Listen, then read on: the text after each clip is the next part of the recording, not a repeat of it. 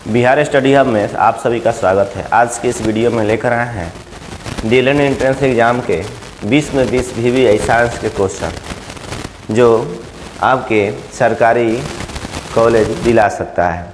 चलिए बारी बारी देखते हैं। प्रथम क्वेश्चन है विज्ञान का, ये निम्न में से कौन अमीबी पेचिश पैदा करता है? तो राइट ऑप्शन आपका हो जाएगा एंट अमीन।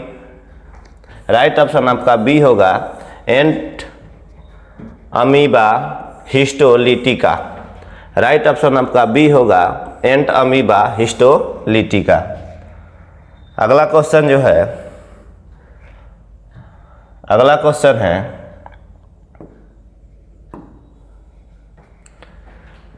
निम्नलिखित में से कौन बच्चे को जन्म देता है? ऑप्शन ए है सशक, ऑप्शन बी है मेढक, ऑप्शन सी है नाग, ऑप्शन डी है छिपकली। राइट ऑप्शन आपका ए होगा सशक। इसी को खरगोश कहते हैं, खरगोश। ये राइट ऑप्शन है, अपने बच्चे को जन्म देता है। बाकी तीनों जो है ये अंडा के माध्यम से अपना बच्चे को जन्म देता है। राइट ऑप्शन आपका ए होगा सशक। यह संस्कृत भाषा है खरगोश का। अगला क्वेश्चन है सबसे ऊंचा सजीव वृक्ष, सबसे ऊंचा सजीव वृक्ष कौन सा है? आपका ये होगा यूकैलिप्टस। राइट ऑप्शन आपका ये होगा यूकैलिप्टस।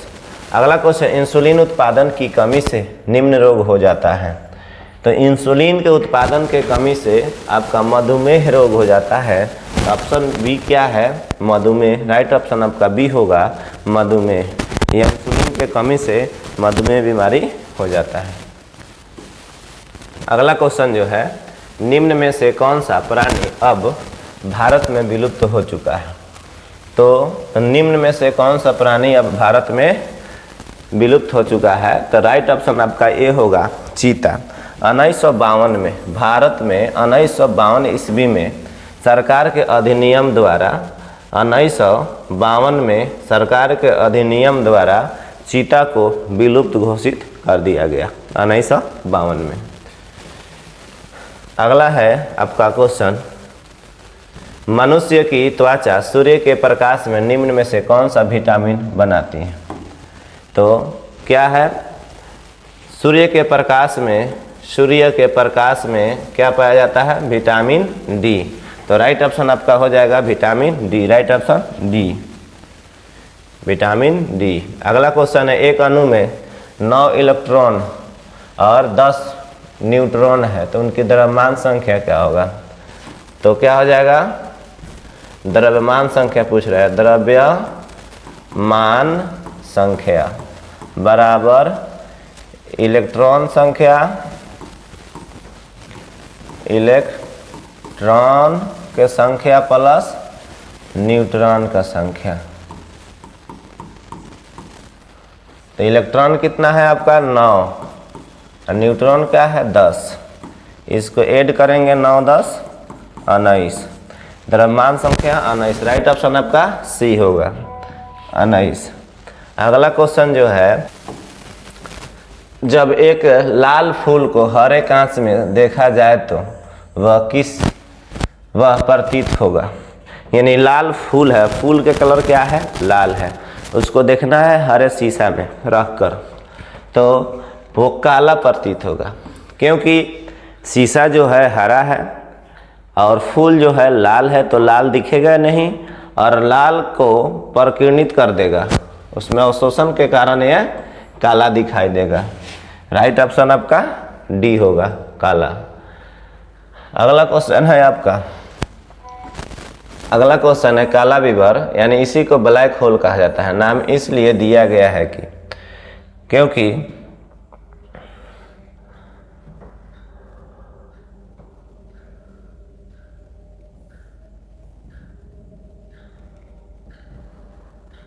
इसलिए दिया गया है क्योंकि यह अंतरिक्ष का वह भाग है, यह इसका गुरुत्व इतना अधिक होता है कि यह प्रकाश तक अंतरिक्ष प्रसारित होने से रोकता है। राइट ऑप्शन आपका सी होगा। अगला जो क्वेश्चन है,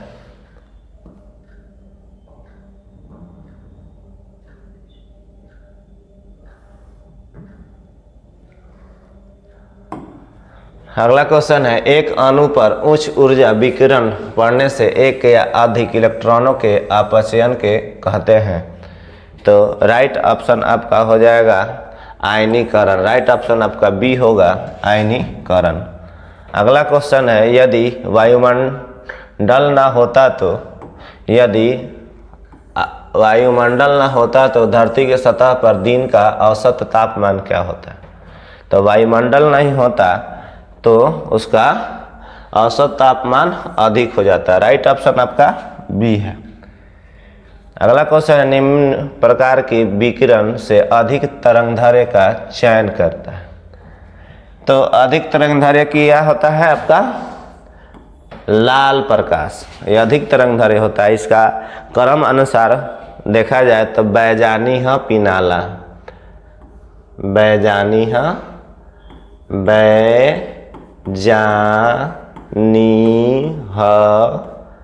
पिनाला, ये ट्रिक है। सबसे अधिक तरंगदैर्घ्य किसका होता है लाल के, उससे कम नारंगी के, उसका पीला के, उसके हरा के, उसके बाद नीला के, उसके बाद जामुनी, उसके बाद बैगनी। यानी सबसे कम तरंगदैर्घ्य कब हो जाएगा जब बैगनी होगा तब। ये आपका ट्रिक है, याद कर लीजिएगा। अगला क्वेश्चन जो है, पृथ्वी सूर्य के चारों ओर घूमती है, इससे सिद्धांत को निम्नलिखित में से कौन सा उत्तम आधार प्रदान करता है। तो राइट ऑप्शन आपका सी होगा विभिन्न ऋतुओं का होना। जो ऋतु बदलता है इसी के कारण होता है। यह मुख्य आपका आंसर था।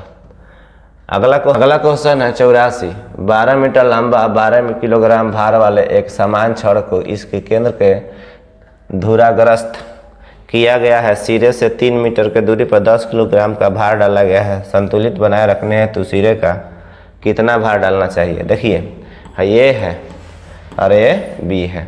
तो ये क्या है, यहाँ से यहाँ 10 kg का भार रखा गया है और यहाँ से यहाँ तक ये 12 kg का भार रखा गया है यहाँ से, और ऊपर क्या है 10 kg। और यहाँ देखिए और वो 12 kg का, 12 मीटर लंबा है। ऊपर क्या है 12 मीटर लंबा है और नीचे 3 मीटर लंबा है। अब क्या होगा, यहाँ से यहाँ ये आपका आधा आधा बांट दिया जाए तो ये हो जाएगा 6 kg, ठीक है। और ये हो जाएगा 3 kg और 3 kg, 6 kg। ये दोनों को जोड़ने पर क्या हो जाएगा 12 kg। अब 12 मीटर लंबा है। उसके बाद है ये कह रहा है ए बी, अगर इसमें भी बनाएंगे तो समझ में आ जाएगा। और ये बोल रहा है 3 मीटर दूरी पर 10 किलोग्राम का है। यहाँ पे 10 kg का कोई वस्तु रखा है 3 किलोमीटर के दूरी पर, 3 मीटर के दूरी पर। तो क्या हो जाएगा आपका, यहाँ से यहाँ तो क्या हुआ 6, यहाँ से यहाँ कितना हुआ 6 और ये कितना है 3 मीटर के दूरी पर रखा हुआ है 3। और यहाँ से यहाँ क्या हो जाएगा, इसका दूरी हो जाएगा 10 मीटर पर रखा है। तो यहाँ इसको x मान लेंगे जिसको निकालना है। आप क्रॉस मल्टीप्लाई करेंगे, 6 में 1 से गुना होगा 6x, 10 यही 30, x बराबर 30/6। ये 5 मरतबे कटेगा, x का मान आपका 5 आया। तो राइट ऑप्शन आपका 5 किलोग्राम। राइट ऑप्शन आपका ए होगा 5 किलोग्राम। अगला क्वेश्चन है, बराउनी गति को निम्नलिखित में से कौन सा कथन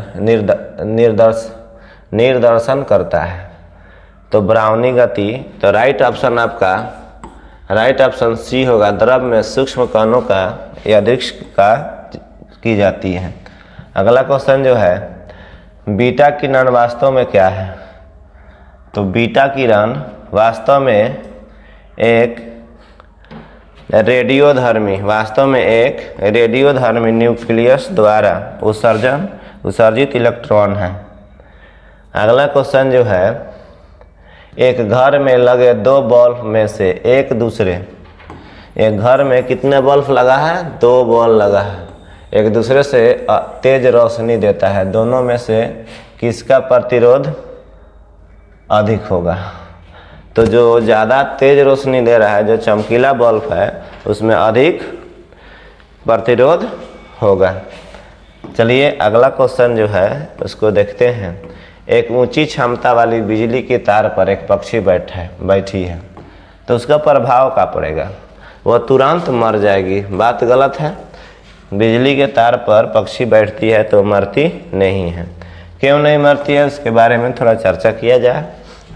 वह अप्रभावित रहता है। राइट ऑप्शन आपका सी होगा, वह अप्रभावित रहता है, क्योंकि बिजली के जब तार पर पक्षी बैठती है तो केवल एक ही तार पर बैठती है, इसमें भूतार पर संपर्क नहीं आता है या उसका जो मेन तार है उसके संपर्क में नहीं आता है। केवल एक ही तार पर वो बैठती है, इसलिए उसको कोई प्रभावित नहीं होता है। नीचे से उसको अर्थ नहीं मिल पाता है, उसका फेस और न्यूट्रल और फेस नहीं मिलता है, इसी की वजह से वो अप्रभावित रहता है। चलिए राइट ऑप्शन आपका सी है। अगला क्वेश्चन जो है, अस्थायी चुंबक बनाने के लिए उपयुक्त धातु है। तो अस्थायी चुंबक आपका इस्पात से बनाया जाता है। राइट ऑप्शन आपका सी होगा, इस्पात। अंतिम क्वेश्चन जो है आपका, चालक का प्रतिरोध निर्भर नहीं करता है। तो राइट ऑप्शन आपका डी होगा, चालक में प्रवाहित विद्युत धारा पर वह निर्भर नहीं करता है। बाकी चालक के ताप पर निर्भर करता है, चालक के अनुप्रस्थ काट के क्षेत्रफल पर निर्भर करता है और चालक की लंबाई पर निर्भर करता है। ये आपका क्वेश्चन समाप्त हुआ। मिलते हैं नेक्स्ट वीडियो में। धन्यवाद।